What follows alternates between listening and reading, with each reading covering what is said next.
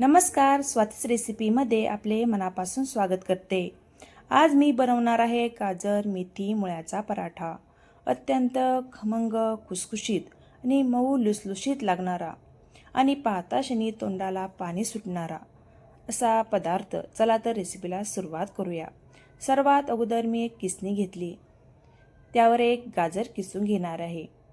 तुमच्याकडे मोठी किसणी असेल तरी त्यावर किसून घेऊ शकता। सर्व गाजर मी आता यावर किसून घेते। अगदी मौसूद असं गाजर किसून घ्यायचंय। त्यानंतर एक मुळा घेतलाय, मुळाही यावर किसून घ्यायचा आहे।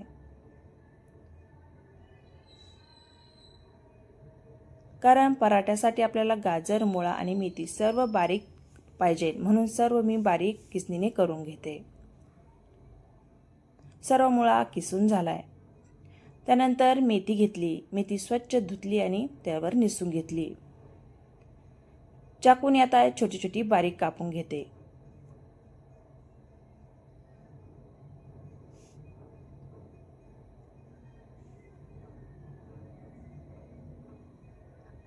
आणि एक वाटी अशी बारीक कापून घेतली।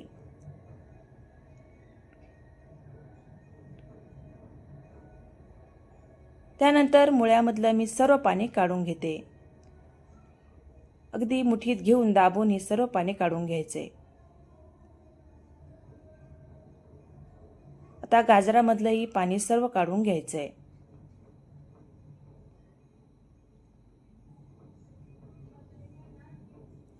कारण पराठा बनवताना आपण थोडंसं मीठ घालणार आहे, मिठालाही पाणी सुटत असतं।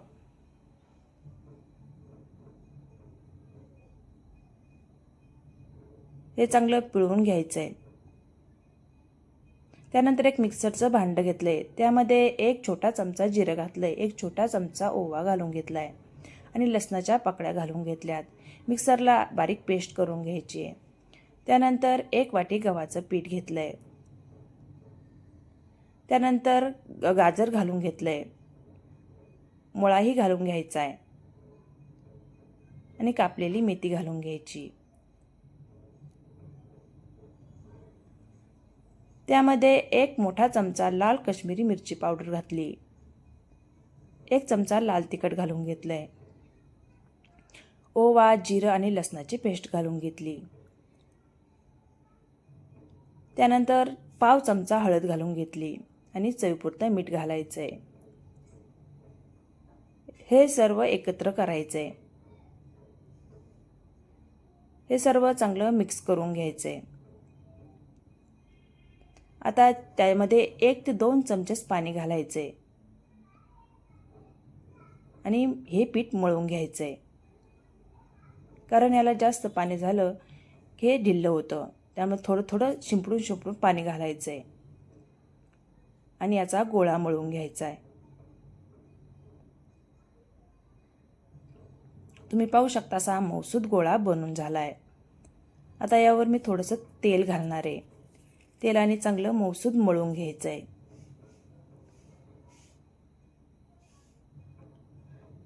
त्यानंतर 10 मिनिटांसाठी झाकून ठेवलंय। अगदी पीठ भिजल्यानंतर त्याला चांगलं मळून घ्यायचंय आणि त्याचे छोटे छोटे गोळे करून घ्यायचेत। पीठ जर हाताला चिकटत असेल तर तेल किंवा पिठाचा वापर करायचा आहे आणि त्याचे गोळे बनवून घ्यायचेत।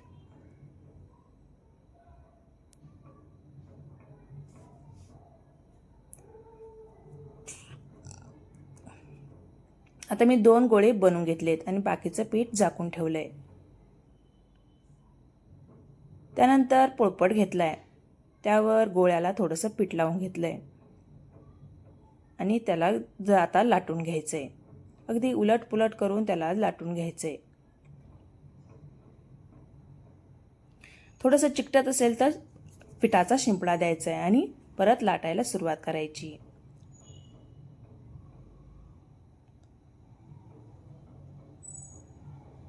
अगदी सर्व कडा अशा पातळ लाटून घ्यायच्यात।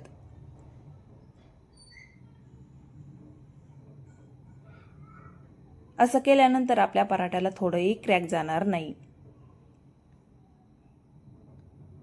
अगदी मऊ असा पराठा लाटून होणार आहे. अलगद असा पराठा आपला लाटून झालाय. आता एक तवा तापत ठेवलाय. त्यावर पराठा टाकून द्यायचा आहे.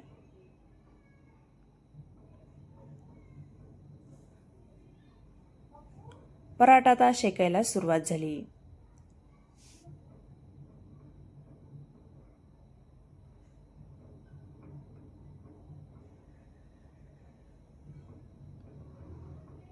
चांगला खालून भाजल्यानंतर तो उलट करून घ्यायचा आहे.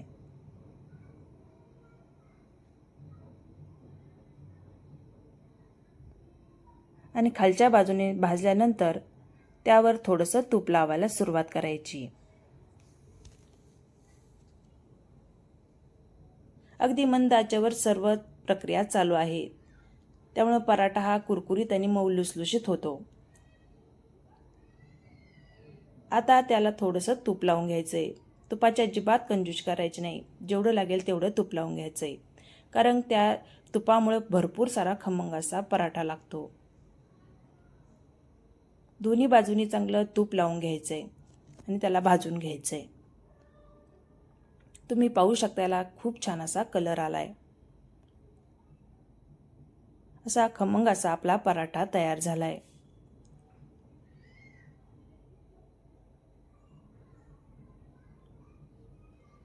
अगदी तोंडाला पाणी सुटेल असा आहे. त्यानंतर मी तुम्हाला दुसराही पराठा लाटून दाखवते. थोडंसं पीठ लावून त्यालाही चांगलं लाटून घ्यायचंय.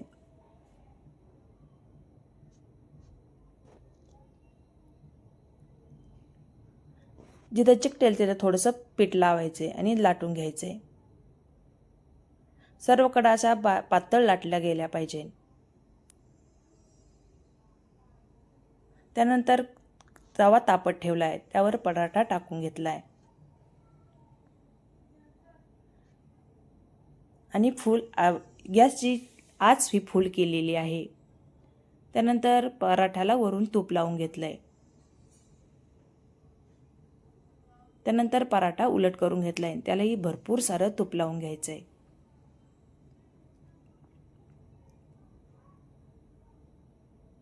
खालीवर करून असा पराठा पूर्ण भाजून घ्यायचा आहे. तुम्ही पाहू शकता पराठ्याला खूप छान असा रंग आलाय. अशा पद्धतीने मी सर्व पराठे करून घेतलेत. आता एका भांड्यामध्ये त्याला मग काढून घेते.